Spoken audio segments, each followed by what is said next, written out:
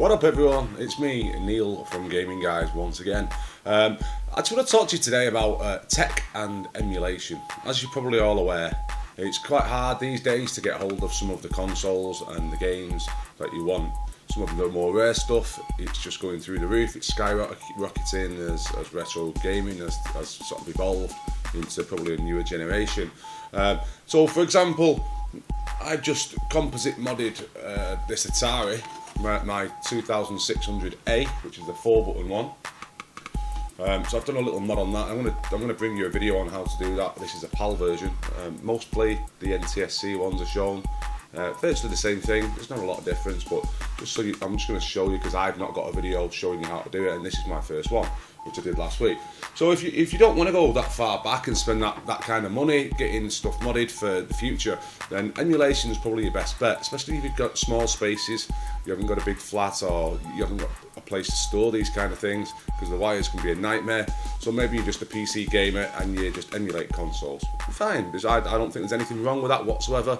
In fact, I kind of would like to get into emulation. I can't say as I've ever done it, but I started last night, and the reason I started is because there's a new product on the market that's going to change the way you can play emulated games, and it's called the Bliss Box. And the Bliss Box is basically, it's a hub that allows you to connect up 4 controllers. You can choose which controllers you want, but unlike in the past when it was like one specialist lead would work for D-pads, one specialist lead would work for another type of pad. The Bliss Box basically covers all different types of retro consoles, retro gaming, and the way it does that is it comes with a bunch of leads. I think there's about 17 in total of these.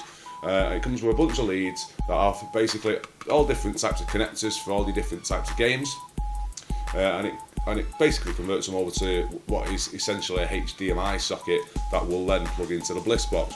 So what I want to do is I want to basically put this down so I can get the camera actually on the product and just show you exactly what it is. Now, I'm quite lucky in a way that I've been asked to show you this because this hasn't really been out of the States yet, and obviously I live in the UK.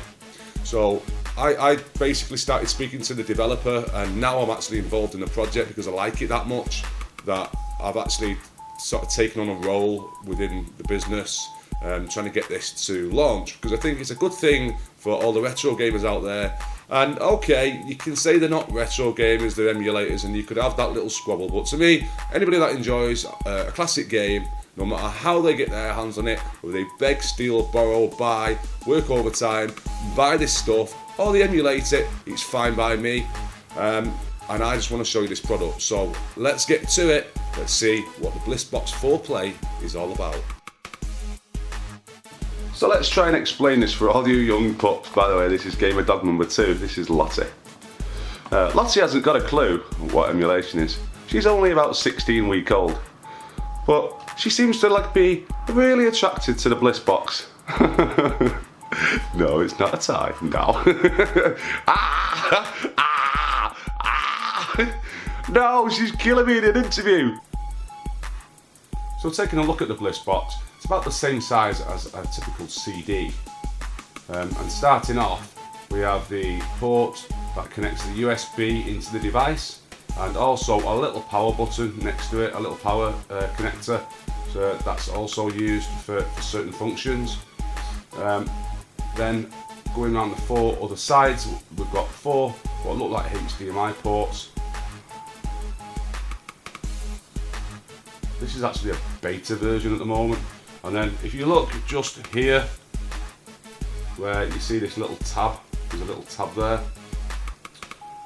Basically what that does is that lets you reset each port individually.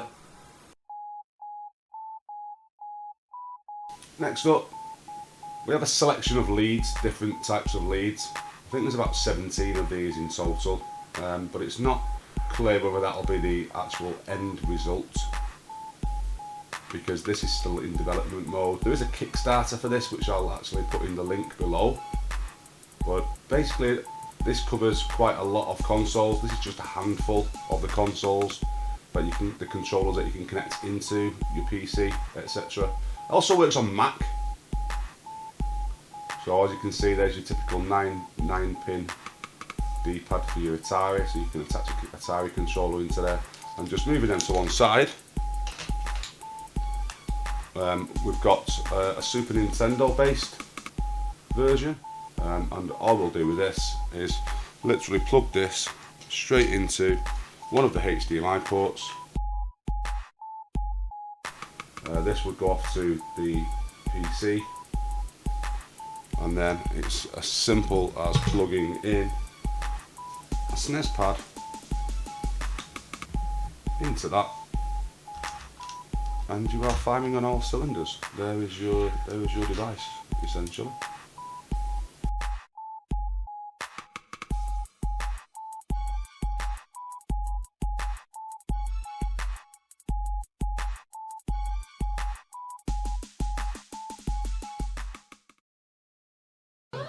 It's been so long since I've played. I'm so out of touch with this game.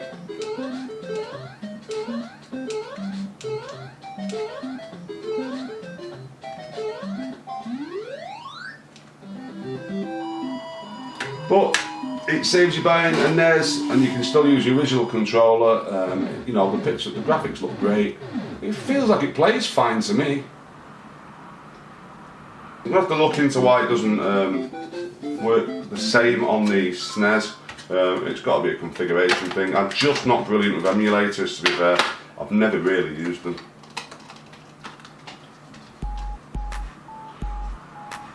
And let's just go back into controller and set this one back up.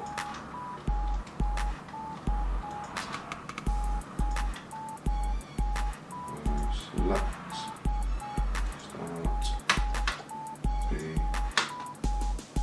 A.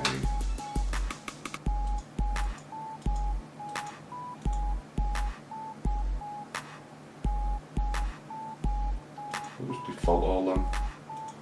I'm just going to do it again.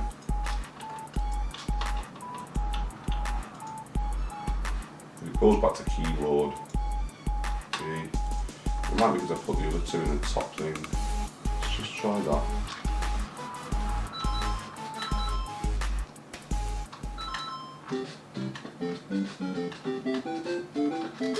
Ah, see it, that, yeah, it is. Yeah, there we go. Nah. But it's working fine. Watch. Just like I say, human error. It's usually the case 99% of the time, for us to be honest. Oh, come on, Neil. I would have blitzed this as a kid. I've got some work to do. That's all I'm going to say. Get back to it with it. Okay. Get it. And who knows how worn this pad is. It's a replica, it's not even a real pad. No, it's one of these that can go down.